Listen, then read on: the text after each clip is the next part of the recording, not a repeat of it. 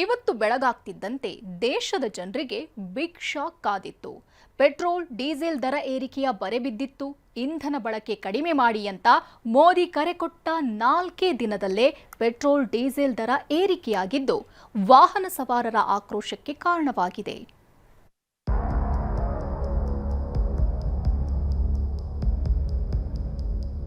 Petrol diesel का उपयोग कम करें।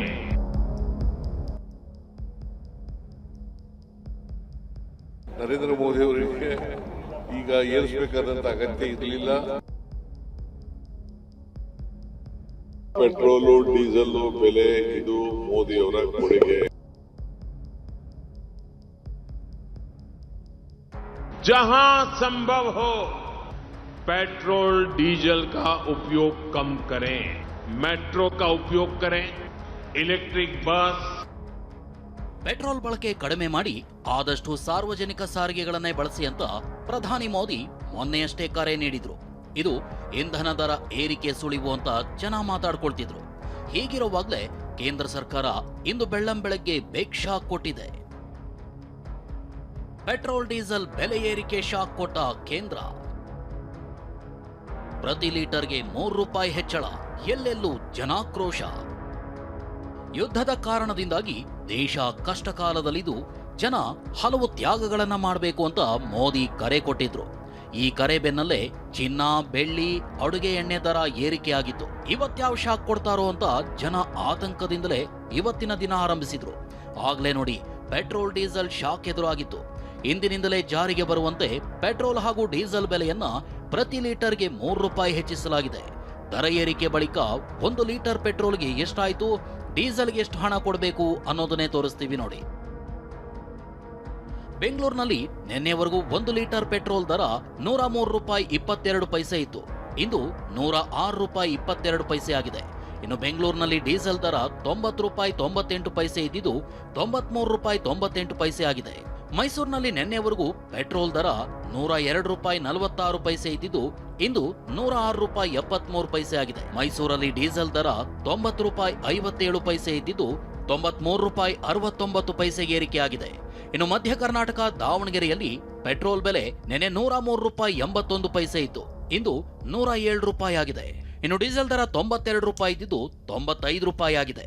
ಗಡಿ ಜಿಲ್ಲೆ ಬೆಳಗಾವಿಯಲ್ಲಿ ಪೆಟ್ರೋಲ್ ದರ ₹102.74 ಇದ್ದಿದ್ದು ₹106 ಆಗಿದೆ. ಡೀಸೆಲ್ ದರ ₹90.86 ಇದ್ದಿದ್ದು ₹93.97 ಆಗಿದೆ.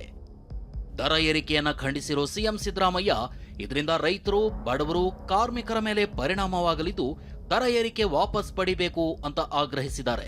ನರೇಂದ್ರ ಮೋದಿ ಅವರು ಅಧಿಕಾರಕ್ಕೆ ಬಂತವಿಂದ ಇಲ್ಲಿವರೆಗೆ ಅನೇಕ ಸಾರಿ ಏರಿಸಿದ್ದಾರೆ. ಈಗಲೂ ಕೂಡ ಏರಿಸ್ತಾರೆ ಅಂತಕ್ಕಂಥದ್ದು ಗೊತ್ತಿತ್ತು ನಮಗೆ. ಡೀಸೆಲ್ ಪೆಟ್ರೋಲ್ ದರ ಏರಿಸೋದು ಇದೆಯಲ್ಲ, ಇದು ಜನರ ಜೀವನದ ಮೇಲೆ ಬಹಳ ಪರಿಣಾಮ ಬೀರ್ತದೆ. ನರೇಂದ್ರ ಮೋದಿ ಅವರಿಗೆ ಈಗ ಏರಿಸಬೇಕಾದಂಥ ಅಗತ್ಯ ಇರಲಿಲ್ಲ, ಅದನ್ನು ವಾಪಸ್ ತಗೋಬೇಕು ಅಂತೇಳಿ ಒತ್ತಾಯ ಮಾಡ್ತೀವಿ. ಇನ್ನು ಡಿಸಿಎಂ ಡಿಕೆ ಶಿವಕುಮಾರ್ ಇದು ಪ್ರಧಾನಮಂತ್ರಿ ನರೇಂದ್ರ ಮೋದಿ ಅವರ ಕೊಡುಗೆ ಅಂತ ವ್ಯಂಗ್ಯ ಮಾಡಿದ್ದಾರೆ. ಪೆಟ್ರೋಲು ಡೀಸೆಲ್ ಬೆಲೆ ಇದು ಮೋದಿ ಅವರ ಕೊಡುಗೆ. ಇಂಟರ್ನ್ಯಾಷನಲ್ ರಿಲೇಶನ್ಶಿಪ್ ಅಲ್ಲಿ ಪಕ್ಕದ ದೇಶಗಳಲ್ಲಿ ಯಾರು ಕೂಡ ಸಂಬಂಧವನ್ನ ಉಳಿಸ್ಕೊಳ್ಳಿಲ್ಲ. ಈಗ ಅವರು ಮಿತಿಯಾಗಿ ಪೆಟ್ರೋಲ್ ಬೆಳೆಸಿ ಚಿನ್ನ ತಗೋಬೇಡಿ, ಎಣ್ಣೆ ಅಡುಗೆ ಎಣ್ಣೆ ಹಾಕೋಬೇಡಿ, ಅವೆಲ್ಲ ಯಾರು ಎಲ್ಲಿ ಕಡಿಮೆ ಮಾಡ್ತಾರೆ? ಯಾವ ಅಡುಗೆ ಎಣ್ಣೆ ನಾವು ನಿಲ್ಸಕ್ಕಾಗ್ತದೆ? ಸಿಎನ್ಜಿ ದರವು ₹2 ಏರಿಕೆ. ಇನ್ನು ವಾಹನಗಳಿಗೆ ಬಳಸುವ ಸಿಎನ್ಜಿ ದರ ಕೂಡ ಏರಿಕೆಯಾಗಿದೆ. 1 ಕೆಜಿ ಸಿಎನ್ಜಿ ದರ ₹2 ಏರಿಕೆಯಾಗಿದ್ದು ಸಿಎನ್ಜಿ ವಾಹನ ಬಳಸಲು ಸವಾರರು ಶಾಕ್ ಆಗಿದ್ದಾರೆ. ಖಾಸಗಿ ಬಸ್ ದರ ₹30 ಏರಿಕೆ.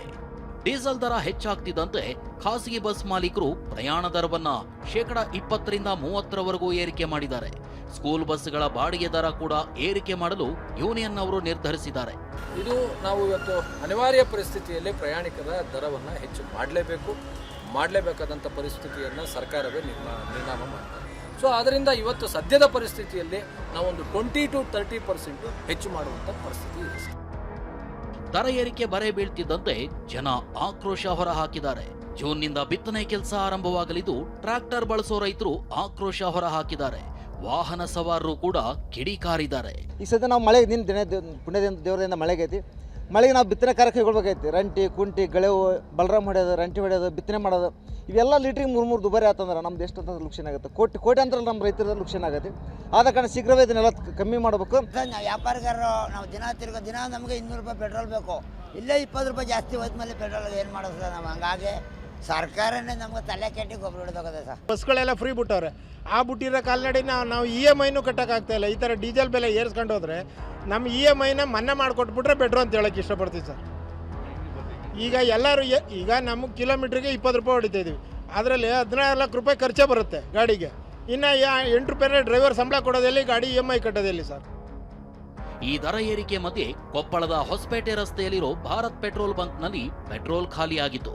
ನೋ ಸ್ಟಾಕ್ ಬೋರ್ಡ್ ಅಳವಡಿಸಿದ್ರಿಂದ ವಾಹನ ಸವಾರರು ವಾಪಸ್ಸಾದ್ರು. ಅದೇನೇ ಇರ್ಲಿ, ಯುದ್ಧದ ಕಾರಣ ನೀಡಿ ಕೇಂದ್ರ ಇಂಧನ ದರ ಏರಿಕೆ ಮಾಡಿದ್ರೆ ಎಲ್ಲವೂ ಹೀಗೆ ಏರಿಕೆ ಕಂಡ್ರೆ ಬದುಕೋದು ಹೇಗೆ ಅಂತ ಜನ ಕಿಡಿಕಾರ್ತಿದ್ದಾರೆ. Bureau report, TV9.